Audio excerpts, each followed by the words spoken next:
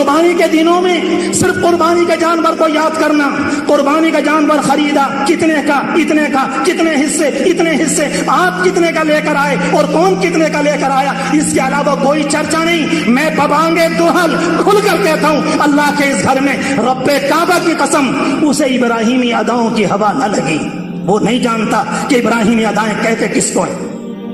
یہ کیا بات ہوئی؟ جس اللہ کے بندے کے نام پر قربانی کر رہے ہو اس کا آگے پیچھے کا کچھ پتہ نہیں، اس کی تاریخ کا پتہ نہیں، اس کی دعوت کا پتہ نہیں، اس کے پیغام کا پتہ نہیں، اس کی کہانی کا پتہ نہیں، وہ کس لیے دنیا میں مارا پھر رہا تھا اس کا کچھ پتہ نہیں، جس طرح سے اپنی قوم کو سمجھا رہا تھا کہ اس کا کچھ پتہ نہیں، جس طرح سے اپنی قوم کو دعوت دی کہ اس کا کچھ پتہ نہیں، بس اس کے نامی پر ایک جانور لائے اور کاٹ کر چھٹی کر دی۔ یہ کون سی ابراہیمی ادا ہوئی؟ میں نہیں کہتا کہ قربانی نہ ہوئی، مگر یہ کہنا چاہتا ہوں کہ قربانی کے نتیجے میں جو ہونا چاہیے تھا یہ وہ نہ ہوا۔ اور بات جب زبان پر آ گئی تو کہہ دوں، برا نہ لگے، میں آپ کا اپنا ہوں، آپ میرے ہیں، اس لیے کھل کر کہتا ہوں۔ آج سے 5-6 سال پرانی بات ہے، ایک صاحب دن میں 9-10 بجے مجھے گھر سے بلانے آئے اور آ کر یہ کہنے لگے، مولوی صاحب ذرا جانور بندھا ہوا ہے، آ کر ذرا ذبح کر دیجئے۔ بہت دن سے میں نے یہ معمول بنایا، میں نے کہا میں پڑھتا ہوں دعا، تم ذبح کرو، میں پڑھتا ہوں دعا، کہتے ہیں دعا یاد نہیں، میں کہتا ہوں کہ میں پڑھتا ہوں تم کرو۔ جب میں نے بار بار کہا، اچھے خاصے سمجھدار ڈگریوں کے مالک کہتے ہوئے بھی شرم نہ آئی، میں کسی کا نام نہیں لیتا، مجھ سے کہتے ہیں میں نہایا ہوا نہیں ہوں۔ انا للہ و انا الیہ راجعون۔ بے غیرت کہیں کہ دیوس، اسلام کے نام پر کرنٹ کا ٹیکا، تم آئے ہو ابراہیم کے قربانی کو بدنام کرنے کے لیے اور رسوا کرنے کے لیے۔ جس نے قربانی والے دن فجر کی نماز نہ پڑھی وہ چلا ہے قربانی کرنے کے لیے، کہتے ہیں قربانی کر رہے ہیں۔ وقت کا قاضی یہی کہے گا قربانی ہو گئی، وقت کا مفتی یہی کہے گا قربانی ہو گئی، مگر اسلام کی اگر زبان ہوتی وہ یہ کہتا، میرے عزیز وہ نہ ہوا جس کام کے لیے قربانی کرنے کو کہا گیا، وہ نہ ہوا۔ قربانی اپنے پیچھے پیغام رکھتی، جو میں نے عرض کیا۔ بات چل رہی تھی ابراہیم علیہ السلام کے زمانے میں، جب یہ ساری بات ہوئی ایک وقت آیا ساری قوم نے بدلہ لینے کا ارادہ کہ نہیں، وہ ادا بتانا چاہتا ہوں ابراہیم علیہ السلام کی ادائیں۔ ساری قوم نے کہا ٹھیک ہے یہ نوجوان ہے، پوری بات ہو گئی، سب کچھ بات نکل کر آ گئی، انہوں نے کیا ہے، کہا کہ ٹھیک ہے ان کی چھٹی کر دی جائے۔ بعض مفسرین نے، قرآن مجید کی آیات کی تفسیر کرنے والوں نے لکھا ہے کہ ابراہیم علیہ السلام کو جلانے کے لیے تقریباً 1 مہینے تک آگ جلائی ہے، 1 مہینے تک۔ وہ علاقہ ترکی میں ہے اس زمانے میں، کسی زمانے میں عراق کا حصہ تھا، اس زمانے میں وہ علاقہ ترکی کا حصہ ہے۔ باقاعدہ ابراہیم علیہ السلام کو پھینکنے کے لیے جھولا ٹائپ کوئی چیز بنائی تھی، اور وہ پہاڑ کے اوپر وہ نشان آج تک موجود ہیں، اور اس کے سامنے جو چیز بنائی گئی تھی، قالوا بنوا له بنيانا قالوا بنوا له بنيانا فالقوه في الجحيم۔ قرآن کے جملے بتا رہے ہیں، لگ رہا ہے کوئی نہ کوئی عمارت بنائی تھی، اس میں آگ سلگائی گئی، اور کتابیں بیان کرتی ہیں کہ آگ اتنی خطرناک تھی اگر پرندہ گر جاتا تو اوپر سے جل کر نیچے کو آ جاتا، آگ اتنی خطرناک۔ ابراہیم علیہ السلام پکڑے ہوئے ہیں، گرفتار ہیں، قوم نے پکڑ لیا، لے کر چلے گئے، اور جیسے لوگوں کو ڈالنے کا نمبر آیا، حدیث شریف میں آتا ہے ملائے اعلیٰ، اوپر کی فوج، اللہ کی فرشتوں کی فوج، ہلچل مچ گئی۔ اللہ یہ کیا ہو رہا ہے؟ تیرا ایک بندہ دنیا میں تیرا نام لے رہا ہے، اور ساری دنیا تیرے نام کو مٹانے پر تلی ہوئی ہے، اور تیرے ساتھ یہ کیا کرنے جا رہی ہے اس کی قوم تیرے بندے کے ساتھ؟ سب کچھ اللہ تعالیٰ کی بات اللہ کے دربار تک فرشتے ہر ایک تو نہیں پہنچتے، جبریل امین کے ذریعے کسی طرح سے رب العالمین تک بات گئی۔ رب العالمین تو علام الغیوب سب سے واقف ہے، سب سے واقف ہے۔ فرشتوں کو اجازت دے دی، جاؤ جاؤ جاؤ جاؤ، تم اگر کچھ کرنا چاہو تو کرو۔ روایت میں آتا ہے ہوا کا فرشتہ آیا، پانی کا آیا، موسموں کا نظام کا چلانے والا آیا کہ ابراہیم بندہ حاضر ہے، کیا چاہتے ہو، کیا چاہتے ہو؟ کہا کہ اگر تمہارا اشارہ اور اجازت ہے، اگر تمہاری اجازت ہے تو ایسی ہوا چلا دوں کہ ان کی ساری آگ 1 منٹ میں ٹھنڈی ہو کر جا پڑے، اگر تم اجازت دے دو۔ اس کے بعد پانی کا آتا ہے۔ ابراہیم علیہ السلام کے یقین کو جانو میرے عزیزو، اس قربانی کے دن میں اس کو تازہ کرو، اس کو تازہ کرو۔ وہ کہتے ہیں اللہ کے بھیجے ہوئے آئے ہو، یا اجازت کی بات بھی ہے؟ کہا آئے تو اللہ کے بھیجنے سے، مگر ہم سے یہ کہا گیا ہے ابراہیم سے پوچھ لینا پہلے۔ کیا جملہ ہے اللہ کے بندے کا! اس اللہ کے بندے نے اس موقع پر ایک فرشتہ، دوسرا، تیسرا، چوتھا، اور آخر میں جبریل امین آئے۔ رب العالمین کے علم میں سب کچھ ہے۔ ابراہیم حاضر ہوں، آپ کیا چاہتے ہیں؟ ابراہیم علیہ السلام نے فرمایا اما الیک فلا، اما الیک فلا، تم سے بات کروں، تم سے سوال ہی پیدا نہیں ہوتا، سوال پیدا نہیں۔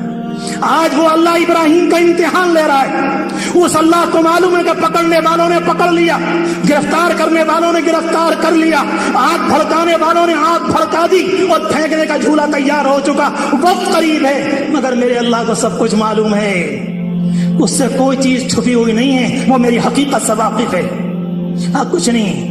اس کے بعد جبریل امین سے کہتے ہیں اما انت فلا، جہاں تک تمہاری بات ہے کوئی بات نہیں، اما الی ربی فبلا، اور اگر اللہ کی بات پیش کرنے کی ہے تو میرا اللہ مجھ سے سب کچھ جانتا ہے، میرا اللہ جانتا ہے۔ نہیں نہیں تمہیں نہیں، اس دنیا کے اندر رب العالمین کا نظام ہے۔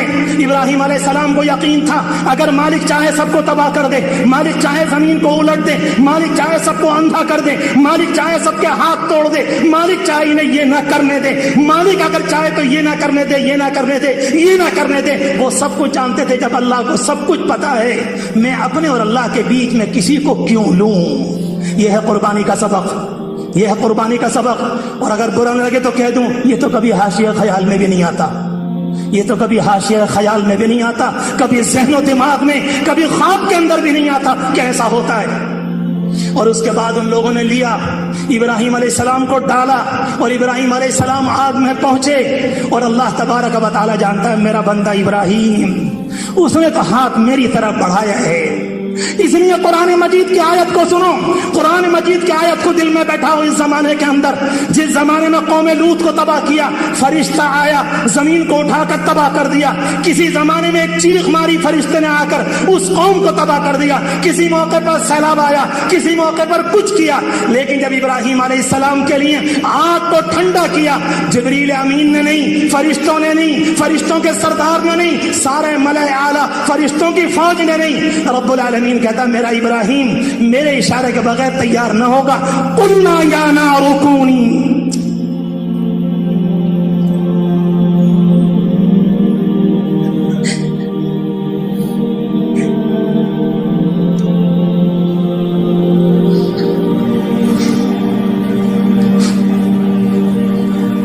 اللہ تعالیٰ فرماتا ہے ہم نے کہا، ہم نے کہا، ہم نے کہا، فرشتوں نے نہیں، یہ کام فرشتوں سے نہیں، ہم نے آگ سے کہا۔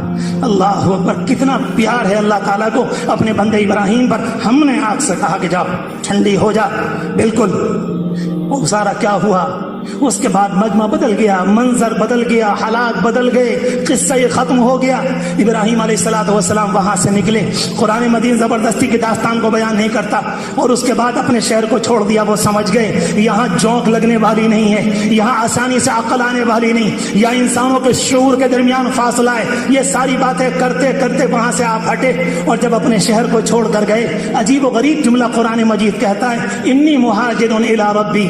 اگر کوئی پوچھے ابراہیم کہاں چلے تو لوگ کہتے ہیں یہاں سے لے کر وہاں جا رہے ہیں، کوئی سنبل سے مراد آباد، کوئی سنبل سے دہلی، کوئی سنبل سے حج کرنے والے مکہ مکرمہ مدینہ منورہ، مگر ابراہیم علیہ السلام کہتے ہیں ہم جا رہے ہیں۔ سوال کرنے والا اگر سوال کرے کہاں ابراہیم کہاں چلے عراق کو چھوڑ کر، انی مہاجر الی ربی، میں تو اپنے رب کی طرف جا رہا ہوں۔ اللہ اکبر، وہاں رہوں گا جہاں ربوبیت ہوگی، وہاں رہوں گا جہاں رب کی مانی جائے گی، وہاں رہوں گا جہاں رب کی چلے گی، وہاں رہوں گا جہاں ربانی تہذیب ہوگی، وہاں رہوں گا، وہاں محنت کروں گا جہاں رب کے بول لوگ سنیں گے، اپنے دلوں میں جگہ دیں گے۔ اسی کو ہجرت کہا جاتا ہے، اسی کو ہجرت کہا جاتا ہے، گندی جگہ کو چھوڑ کر اللہ کی باتوں کی طرف، اللہ کے دھیان کی طرف، اللہ کے ذکر کی طرف، اللہ کے دین کی طرف، اللہ کے قرآن کی طرف، اللہ کی مسجدوں کی طرف اگر کوئی انسان آ جائے، اسی کو ہجرت کہا جاتا ہے۔ میرے عزیزوں، برا نہ لگے، ٹوٹے دل کے ساتھ کہہ رہا ہوں، ہم سے تو اس زمانے میں بھی یہ والی ہجرت نہیں ہوتی، اور فوراً لا کر سوال کھڑا کر دیتے ہیں اس زمانے میں ہجرت بڑا مشکل ہے، کون ہمیں جگہ دے گا، کون ہمیں ملک بسائے گا، کون ہم جہائیں گے، اور اس کے بعد موضوع کو ختم کر دیا گیا۔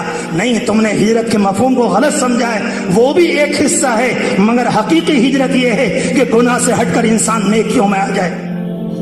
ابراہیم علیہ السلام یہاں سے نکلے، وقت کافی ہو چکا، صرف اتنا عرض کر دوں، جب یہاں سے نکلے ہیں ایک امتحان، اور اللہ کا بندہ پورے کے طور پر کامیاب ہے، کسی طرح کی کوئی بات نہیں۔ میں نے شروع میں عرض کیا تھا اذ جاء ربہ بقلب سلیم، اس وقت کو یاد کرو جب صاف ستھرا دل لے کر اپنے رب کے پاس آئے۔ ایک امتحان ہوا، عمر کافی ہو چکی تھی، کوئی اولاد نہیں تھی، وہ یہ بات سمجھ گئے تھے میرا مشن، یہ میرا کام، یہ میرا عمل، یہ میری دعوت، یہ میرا پیغام اکیلے چلنا، آگے چل کر بڑھاپے کی بوڑھی ہڈیوں کے ساتھ ہو سکتا ہے ذرا مشکل کام ہو۔ اس بنیاد پر اللہ سے بیٹا مانگا، ربی حبلی من الصالحین، اللہ ایک اولاد دے دیجئے، نیک اولاد دے دیجئے، نیک اولاد۔ ایک بے قراری، ایک بے چینی، ایسا لگ رہا طبیعت بھر کر آ گئی۔ عراق میں میں نے اکیلے دعوت دی، اللہ کوئی ایک تو ہو۔